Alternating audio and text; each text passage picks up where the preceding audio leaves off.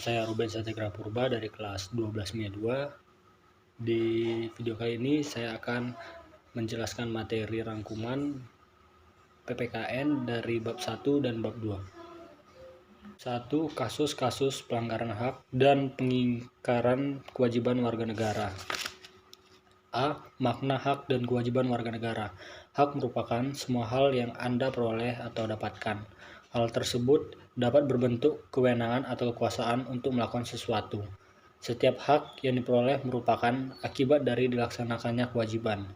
Dengan kata lain, hak baru bisa diperoleh apabila kewajiban sudah dilakukan.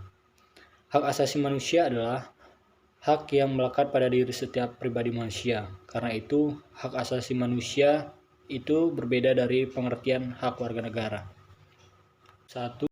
B. Substansi hak dan kewajiban warga negara dalam Pancasila. Pancasila merupakan ideologi yang mengedepankan nilai-nilai kemanusiaan. Pancasila sangat menghormati hak dan kewajiban setiap warga negara. Nilai-nilai Pancasila dapat dikategorikan menjadi 3, yaitu nilai dasar, nilai instrumental, dan nilai praksis. Ketiga nilai tersebut secara langsung ataupun tidak langsung mengatur hak dan kewajiban warga negara. C. Kasus pelanggaran hak dan pengingkaran kewajiban warga negara. Yang pertama, penyebab terjadinya pelanggaran hak dan pengingkaran kewajiban warga negara.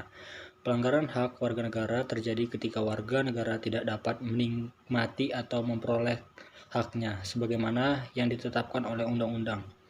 Pelanggaran hak warga negara merupakan akibat dari adanya pelalaian atau pengingkaran terhadap kewajiban baik yang dilakukan oleh pemerintah maupun oleh warga negara sendiri. Misalnya, kemiskinan yang masih menimpa sebagai masyarakat Indonesia. Hal ini dapat disebabkan program pembangunan tidak berjalan sebagaimana mestinya, atau bisa juga disebabkan oleh perilaku warga negara sendiri yang tidak mempunyai keterampilan sehingga kesulitan mendapat pekerjaan yang layak. D. Penanganan pelanggaran hak dan pengingkaran kewajiban warga negara. 1. Upaya pemerintah dalam penanganan kasus pelanggaran hak dan pengingkaran kewajiban warga negara. Tindakan terbaik dalam penegakan hak dan kewajiban warga negara adalah dengan mencegah timbulnya semua faktor penyebab dari pelanggaran hak dan pengingkaran kewajiban warga negara. Apabila faktor penyebab tidak muncul, pelanggaran hak dan pengingkaran kewajiban warga negara dapat diminimalisasi atau bahkan dihilangkan. Kemudian kita masuk dalam bab 2, perlindungan dan penegakan hukum di Indonesia. A. Hakikat perlindungan dan penegakan hukum. Yang pertama ada konsep perlindungan dan penegakan hukum.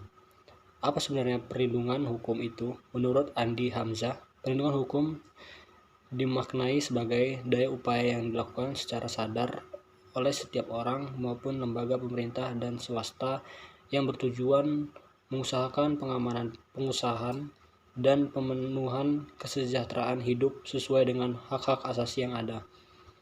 Makna tersebut tidak terlepas dari fungsi hukum itu sendiri, yaitu untuk melindungi kepentingan manusia. B. Peran lembaga penegak hukum dalam menjamin keadilan dan kedamaian. Yang pertama, peran Kepolisian Republik Indonesia atau Polri. Anda tentu sering sekali bertemu dengan anggota kepolisian. Peran yang mereka tampilkan bermacam-macam, seperti mengatur lalu lintas, memberantas gerakan-gerakan terorisme, mencegah penyalahgunaan narkoba, dan sebagainya. Kepolisian Republik Indonesia atau yang sering disingkat Polri merupakan lembaga negara yang berperan dalam memelihara keamanan dan ketertiban masyarakat, menegakkan hukum, serta memberi perlindungan, pengayoman, dan pelayanan kepada masyarakat dalam rangka terpeliharanya keamanan dalam negeri. C. Dinamika pelanggaran hukum. Yang pertama, berbagai kasus pelanggaran hukum. Pelanggaran hukum disebut juga perbuatan melawan hukum, yaitu tindakan seseorang yang tidak sesuai atau bertentangan dengan aturan-aturan yang berlaku. Dengan kata lain, pelanggaran hukum merupakan pengingkaran terhadap kewajiban warga negara yang telah ditetapkan oleh peraturan atau hukum yang berlaku. Misalnya, kasus pembunuhan merupakan pengingkaran terhadap kewajiban untuk menghormati hak hidup orang lain. Demikian penjelasan materi PPKN bab 1 dan bab 2. Saya ucapkan terima kasih. Shalom.